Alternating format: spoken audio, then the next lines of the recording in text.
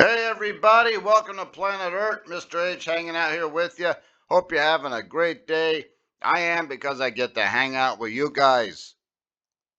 Alrighty, so last time we were talking about US and Venezuela a couple weeks ago. Well, looks like we're still talking about US and Venezuela. Nothing's really happened down there yet. If they're planning some kind of surprise attack, well, they've lost the element of surprise.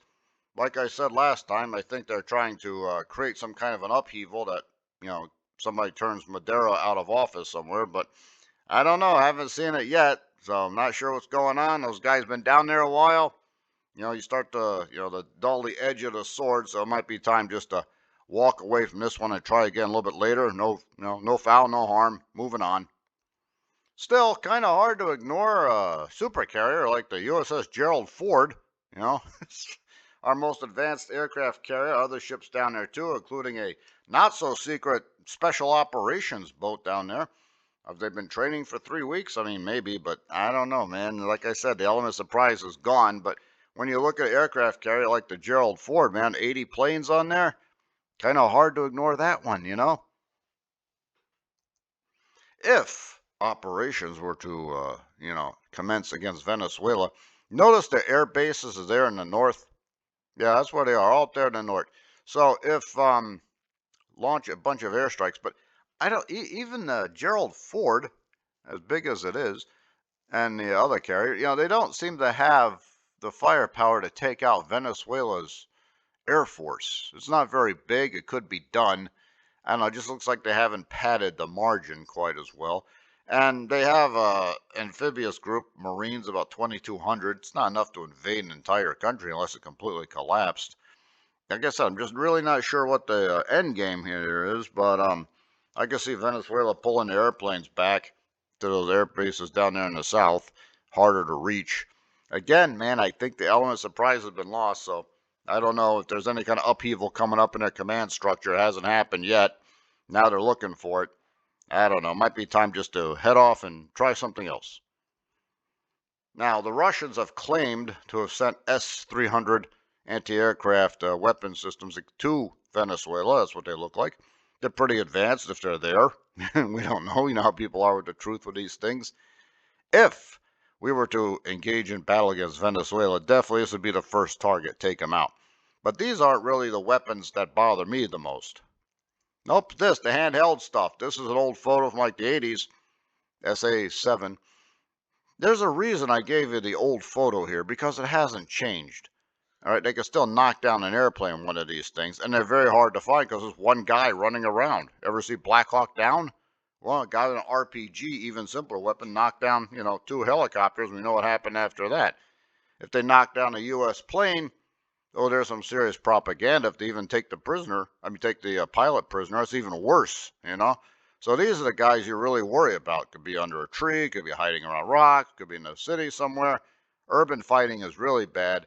And when you got a guy like this running around, could take out your multi-million-dollar airplane and expensively trained pilot without really a lot of effort. Got to think these things through. Now, remember dueling dinosaurs? Talked about this about 1,000,000 years ago.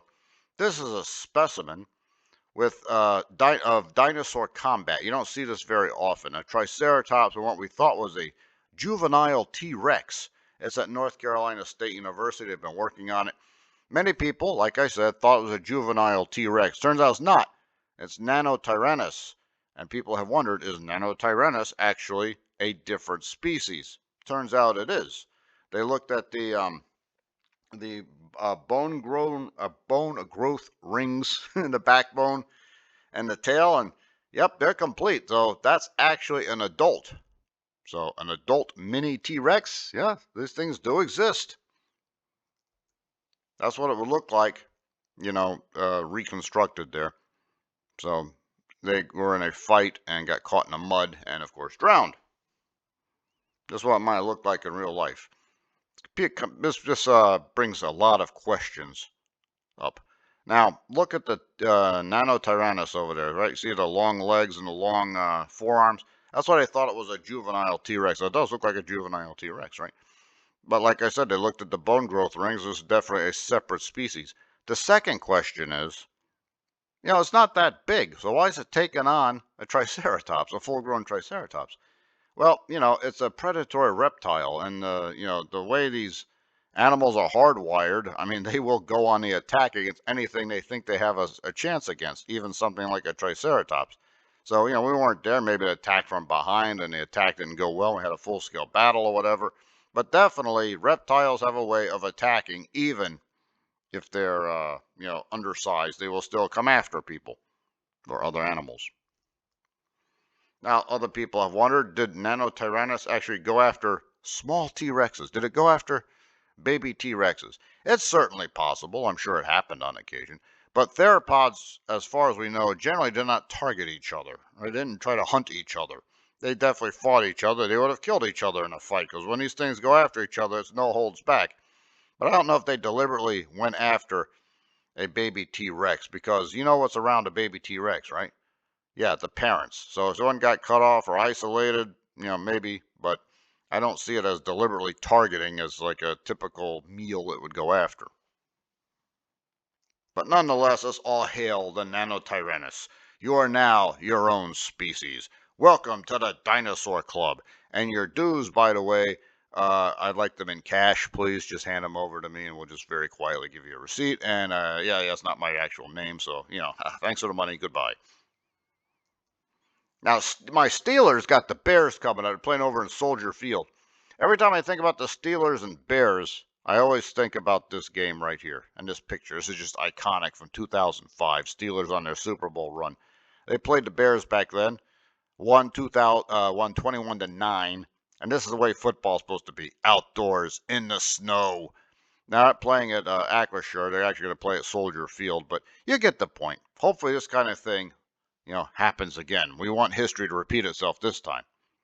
Aaron Rodgers isn't playing in this game, messed up his wrist, has a cracked bone in his wrist, doesn't need surgery, but they're definitely holding him out for one game. And here comes Mason Rudolph. Been around a while, pretty capable backup. Maybe he could take out the Bears. This game is important because the Steelers haven't done that well against, division leaders. They took out Indy a few weeks ago, which was impressive, but they haven't really taken out anybody huge. So they need this game, one, to win, and two, to maintain, that one game lead over the Ravens, and just to prove to themselves and everybody that they are definitely a contender.